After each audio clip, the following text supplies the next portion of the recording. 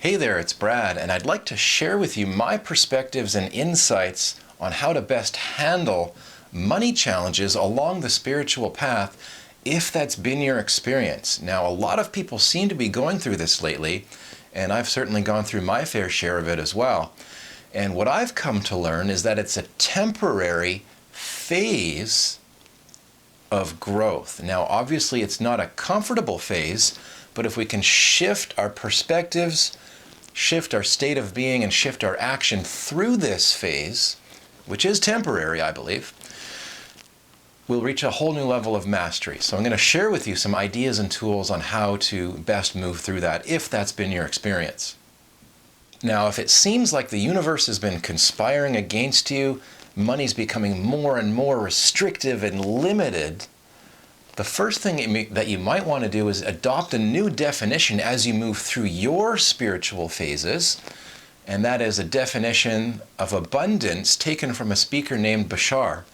and that is having the ability to do what we need to do when we need to do it. And that's a very different perspective on abundance compared to what we normally think of having big, fat, comfortable cushions of money as our source of security. But if we always recognize that we have the ability to do what we need to do when we need to do it,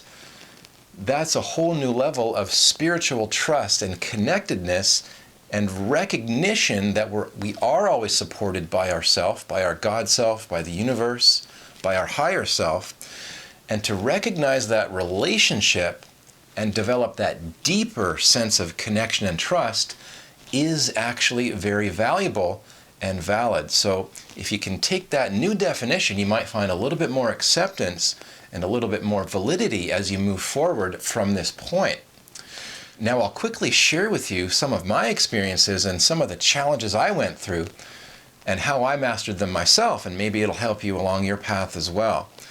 Now, there was a phase that I went through where I was between careers and I had a foot injury, and there was many times when I couldn't go out and get work and even support myself, or didn't know where I was going to get groceries the next day. And many times I was right down to my last $5 or $10. And in one instance, for example, I needed $30 of groceries the next day, and I didn't have it, but I had something that I had for sell for $30 just moments before I actually needed it. So I started to recognize the kind of ridiculous orchestration going on in my personal experience of reality, and I started to realize, hey, wait, now I see what's going on here. My universe, my experience of the universe is showing me that I do always have what I need when I need it.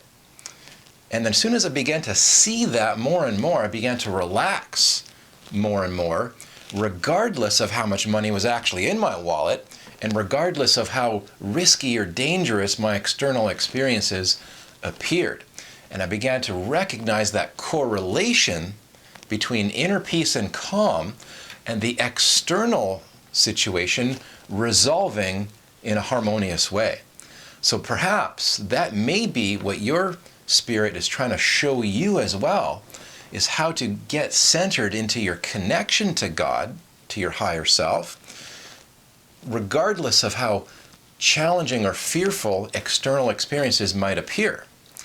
And when you can do that, when you can master that and get your power back and get your inner peace, no matter what the external situation looks like, that's a very valuable thing that you're gaining through this phase. Now, that doesn't mean you can't be proactive. It doesn't mean you can't take positive actions, and I recommend you do that. But